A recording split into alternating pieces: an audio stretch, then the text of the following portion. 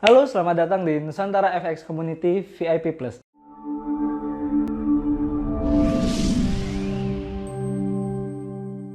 Kali ini saya punya janji ketika webinar sama Mas Teguh buat bikin video tentang scoring area. Ada 4 tahap. Yang pertama ada freshness areanya, yang kedua ada profit zone, kemudian ada time, dan yang terakhir adalah strength. Nah, yang pertama kita mulai dari freshness area dulu. Nah, freshness area ini adalah area yang sudah kita marking. Untuk mengetahui apakah area tersebut masih fresh, kita bisa melihat di apakah area tersebut sudah dites kembali oleh candle selanjutnya. Nah, saya punya B ini maksudnya bobot ya teman-teman. Jadi kalau supply, ketika harga masuk ke area yang kita inginkan, misalnya yang sudah kita gambar areanya, ketika turun area ini tidak tersentuh, maka area tersebut masih fresh. Nah, akan tetapi ketika area yang sudah kita buat, kemudian harga berikutnya ada harga yang menyentuh area kita, maka area ini sudah di-retouch satu kali. Maka kami membuat bobot 1,5 untuk area tersebut. Nah, yang terakhir dengan bobot 0, ini ketika area yang kita telah buat itu tersentuh lebih dari 1 kali, maka area tersebut sudah tidak fresh. Nah, untuk yang demand juga sama aja. Jadi ketika kita telah buat area dan area tersebut belum sama sekali tersentuh oleh harga, maka area tersebut masih dikatakan fresh, belum tersentuh sama sekali. Nah, maka bobotnya adalah 3. Kemudian yang selanjutnya, yang area telah tersentuh 1 kali oleh harga selanjutnya di kemudian harinya, maka kita sudah bilang itu sudah ter-retouch atau sudah tersentuh poinnya, maka 1,5, dan yang terakhir tersentuh lebih dari 1 kali. Dan itu scoringnya adalah 0. Oke, next. Profit zone.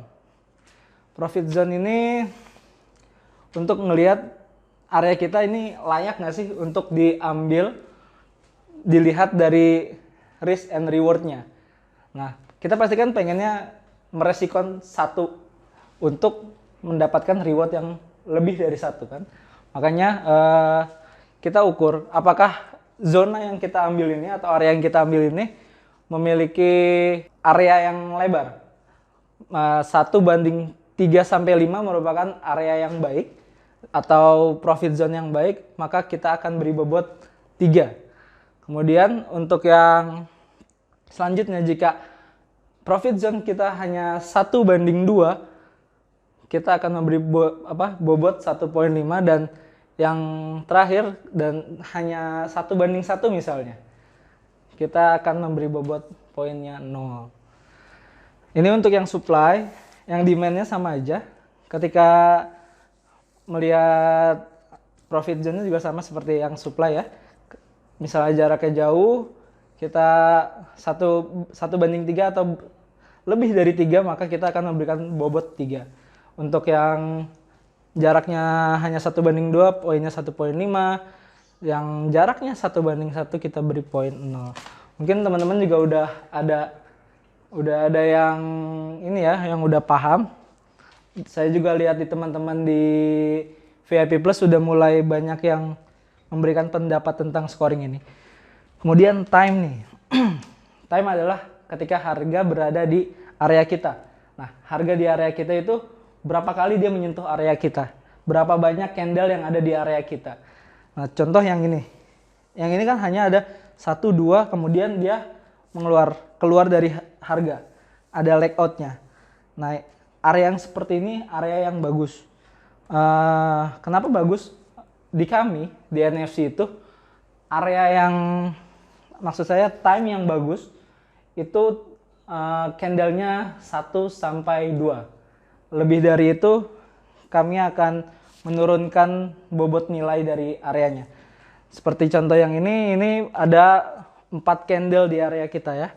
Di area supply ini ada 4 candle, baru ada leg out keluar. Nah ini poinnya turun jadi 1. Nah apalagi yang banyak, lebih dari 4 itu kita bobot penilaiannya 0. Oke, selanjutnya kita mulai ke strength. Nah di strength kita mulai dari supply dulu. Nah kalau ada candle gap atau Marubozu itu leg out keluar areanya adalah very strong, maka kita akan memberi poin 2. Tapi jika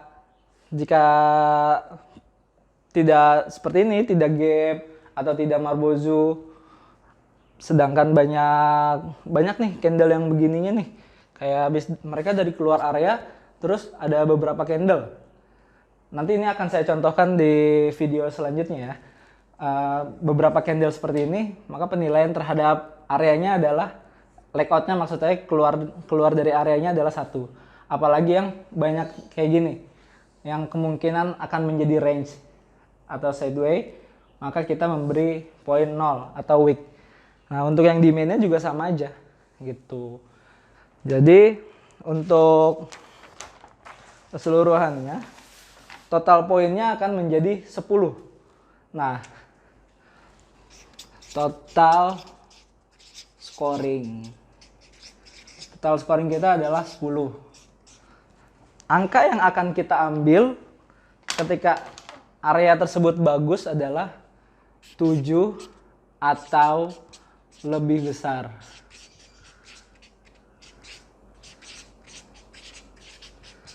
Nah 7 atau lebih besar. Jadi untuk scoring area seperti itu. Tapi sekali lagi saya mau ngingetin, scoring area ini bukan jadi acuan untuk kita open posisi, tapi menjadi salah satu faktor dari kesekian banyak proses yang kita lakukan dalam menentukan apakah posisi itu layak untuk kita entry dan share.